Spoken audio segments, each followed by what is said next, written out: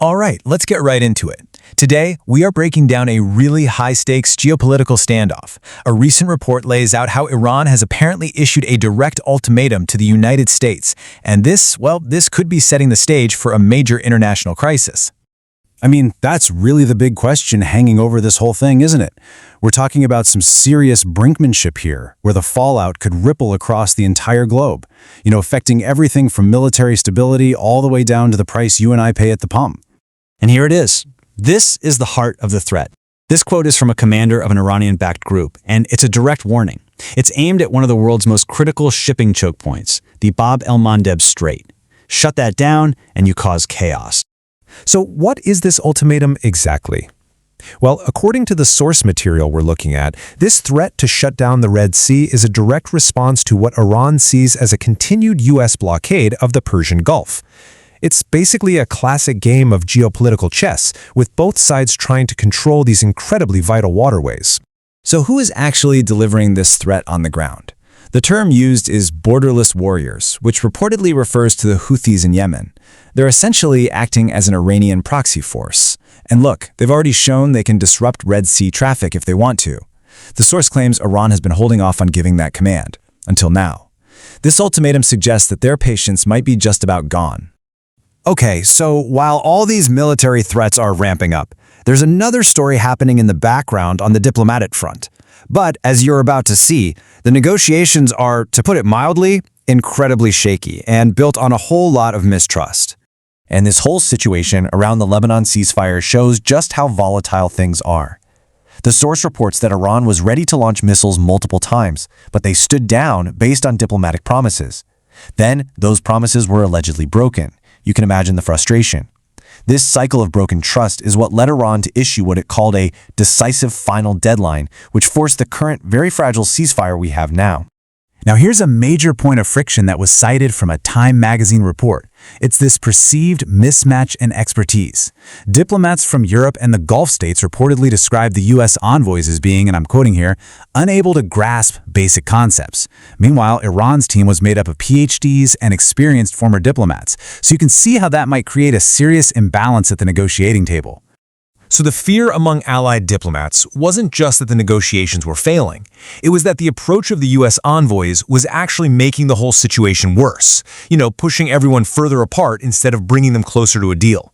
And all this diplomatic tension, it's not just happening in boardrooms. It's creating very real, very tangible military stress. This long standoff is reportedly having a huge impact on the U.S. personnel who are actually deployed out there in the region. Yeah, the source goes into some alarming details about the conditions on U.S. Navy ships. We're talking reports of poor quality food, rationing because of strained supply lines, and sailors literally going hungry. As you can imagine, this plus disruptions to their mail has apparently led to rock-bottom morale. It got so tense that one carrier strike group was even rerouted all the way around Africa, reportedly because they feared an attack. And this just perfectly highlights the disconnect. You have those grim reports from the sailors on the ships, and then you have the official assessment from the administration at the time. A completely different picture of a situation described as perfect and going swimmingly. So let's zoom out a bit. This conflict isn't just contained to military and diplomatic circles. No, the potential consequences here could trigger massive shocks to the global economy. We're talking supply chains and prices worldwide. Okay, this is a really important distinction to get. When you see the news, they might be quoting oil futures at around, say, $95 a barrel. But the source claims the actual price for physical delivery is way, way higher. We're talking countries like Singapore and Sri Lanka, reportedly paying over $210 a barrel. So what does that mean for us, for the average person? Well, the source suggests that if gas prices actually reflected this huge global supply shock, we could be looking at paying $10 to $15 a gallon at the pump. That is a staggering figure, and it just shows how disconnected the futures market can be from reality during a crisis. And the impact doesn't just stop with fuel.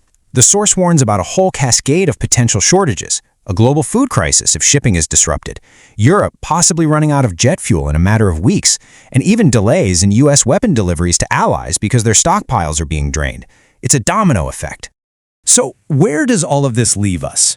We've got military posturing, we've got diplomatic failures, and we've got the threat of total global economic chaos. The path forward is, well, anything but clear.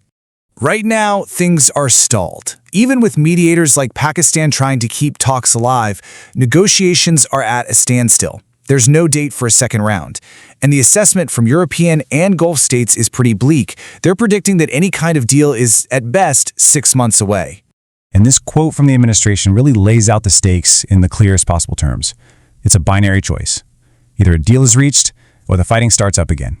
It seems like there's no middle ground here, and the clock is definitely ticking. And that's really the question we're left with, isn't it? In a situation this volatile, when communication breaks down and the threats just keep getting louder, that space between peace and open war becomes dangerously, dangerously narrow. And right now, that is a question that has